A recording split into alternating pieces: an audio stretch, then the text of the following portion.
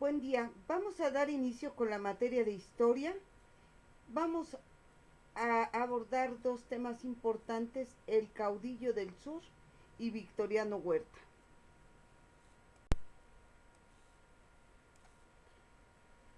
Emiliano Zapata fue un símbolo de lucha por justicia y libertad. Encabezó un ejército que estaba integrado por campesinos, por indígenas, jornaleros y obreros. Este era el sector más vulnerable durante el porfiriato. Su lucha era básicamente la restitución de tierras y manantiales a los grupos vulnerables que les había sido arrebatados en la época de la colonia, y fue a dar a manos de los hacendados y empresas extranjeras. De no haber apuntalado el movimiento revolucionario, hubiera concluido en un simple relevo presidencial. Los padres de Zapata poseían hectáreas de tierra que eran trabajadas por ellos mismos. No nació siendo pobre, su vida transcurrió sin privaciones. Su familia sufrió el acoso de grandes hacendados, fue elegido presidente de la Junta de Defensa de Amenacuilco, Morelos, se unió con otros propietarios de tierra para dar apoyo a Francisco I. Madero en su campaña contra Porfirio Díaz. Francisco I. Madero, como ya lo hemos visto, fundó el partido antireeleccionista y fue candidato presidencial en 1902. Se exilió en Estados Unidos, lanzó desde el exilio el Plan de San Luis, a través del cual hizo un llamamiento al pueblo mexicano para levantarse en armas contra el dictador el 20 de noviembre de 1910, fecha en la que se inicia la revolución. Su éxito fue el llamamiento a las áreas rurales en el mencionado plan. Se contemplaba la restitución a los campesinos de sus tierras. Al momento de estallar el movimiento revolucionario, el 80% de los campesinos no tenía tierras. La lucha de Zapata era recuperarlas, por lo que integró el Ejército Libertador del Sur. En Morelos se sumó la gran mayoría al movimiento. Emiliano no confiaba totalmente en las promesas plasmadas en el Plan de San Luis. Quería ver reconocidos y legalizados con los nombramientos de reparto de tierras. Se adhirió al Plan de San Luis en el año de 1921. Fue designado jefe supremo del Movimiento Revolucionario del Sur. Emiliano Zapata, por su parte, hizo una proclamación política a través del Plan de Ayala el 28 de noviembre de 1911. Desconoce en ese momento el gobierno de Francisco I. Madero, lo acusa de traición a la causa campesina.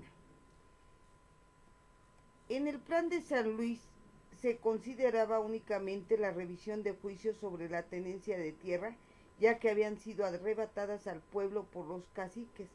Su lema fue reforma, libertad, justicia y ley. Asimismo, los campesinos tenían que presentar sus títulos de propiedad. La mayoría era de tipo comunal y se originaban en el virreinato. Los títulos de propiedad fueron declarados sin valor bajo las condiciones de la ley Lerdo, que formaba parte de las leyes de reforma. El 30 de mayo de 1913, Emiliano Zapata le hizo reformas al Plan de Ayala, en el cual desconocía a Huerta y declaraba traidor a la revolución a Orozco. Siguieron enfrentamientos armados. Zapata se vio obligado a retirarse a Guerrero. El gobierno en el poder controlaba las ciudades, la guerrilla se iba fortaleciendo en áreas rurales, pero nada logró debilitar el gobierno zapatista. Aparece en escena un nuevo personaje, Venustiano Carranza, a quien Emiliano Zapata le exigió la aceptación del Plan de Ayala. Eso no tuvo éxito. Las campañas contra Huerta provocaron fricciones entre figuras de distinta ideología, como Venustiano y Pancho Villa, que fue un bandolero transformado en revolucionario. Vencieron a Huerta. El destino del país quedó en manos de tres dirigentes escasamente afines. La Convención de Aguascalientes en octubre de 1914, se concretó la alianza de Zapata y Pancho Villa, representantes revolucionarios agrarios, en contra de Carranza. En ese mismo año, tanto Zapata como Villa entraron a la capital. Su incapacidad política para dominar el aparato del Estado y sus diferencias alentaron la reacción de Carranza. Se produjo en ese momento una ruptura entre Villa y Zapata. Este último se fue a Morelos y ahí fue donde concentró su acción y reconstrucción de su estado. Vivió 18 meses de paz, en tanto luchaban los villistas y los carrancistas. Posteriormente hubo aportaciones de algunos intelectuales que le dieron solidez ideológica al movimiento agrarista, lo que permitió de alguna manera que los zapatistas se organizaran administrativamente el espacio que iban controlando. El gobierno de Zapata creó comisiones agrarias, se estableció la primera entidad de crédito e hizo intentos por convertir la industria del azúcar en Morelos en una cooperativa. Prosiguió la guerra y en 1915, con la derrota de Villa, Carranza centró sus ataques contra Zapata. En febrero de 1916, Zapata autorizó conversaciones entre los representantes y el general Pablo González, quien llevaba órdenes de Carranza de recuperar Morelos, lo que fracasó. González con sus tropas se adentró en Morelos. En junio de 1916, González tomó el cuartel de Zapata. Este reanudó la guerra de guerrillas, recuperando el control del Estado en enero de 1917. Con la victoria de Zapata, creía que era inminente la caída de Carranza, realizó avanzadas medidas políticas, agrarias, sociales para incrementar su base en Morelos, para buscar el apoyo del resto del país. En diciembre de 1917, Carranza le ordenó a González una nueva ofensiva. Urdieron un plan para asesinar a Zapata, haciéndole creer que González iba a pasar a su bando y que le entregaría municiones. El general Guajardo, que dirigía las operaciones gubernamentales contra él, atrajo a un encuentro secreto a Zapata en la hacienda de Chinameca, quien iba acompañado de 10 hombres, los que fingían presentarle las armas, lo acribillaron a quemarropa. Pablo González trasladó el cuerpo de Zapata a Cuautla, lo filmaron, fotografiaron el cadáver para evitar suspicacias sobre su... Victoriano Huerta nació en Colotlán, que significa lugar de alacranes en náhuatl, el 22 de diciembre de 1850. A la edad de 15 años, Doroteo Guerra lo contrató como secretario particular, ya que era de las pocas personas que en ese lugar sabían leer y escribir. Guerra le comentó y le dio una beca para estudiar en el colegio militar, donde obtuvo calificaciones sobresalientes.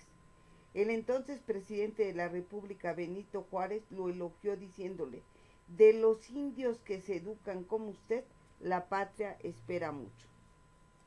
Al terminar sus estudios, lo comisionaron al cuerpo de ingenieros, llevando a cabo labores de topografía tanto en el estado de Puebla como en Veracruz.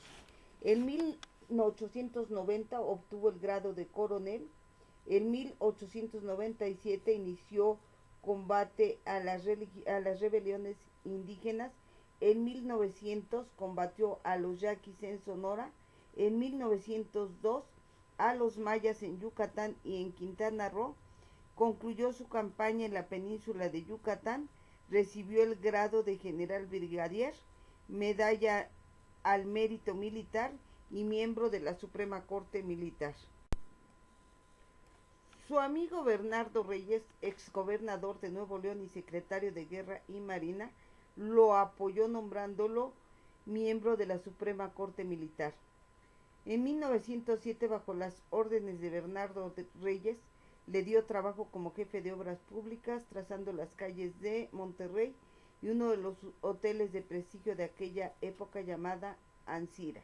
En 1909 regresa a la Ciudad de México, dado que su mentor Bernardo Reyes se había ido a Europa. El estallamiento del movimiento revolucionario convocado por Francisco I. Madero, Huerta se reincorpora al ejército después de la renuncia de Francisco Villa.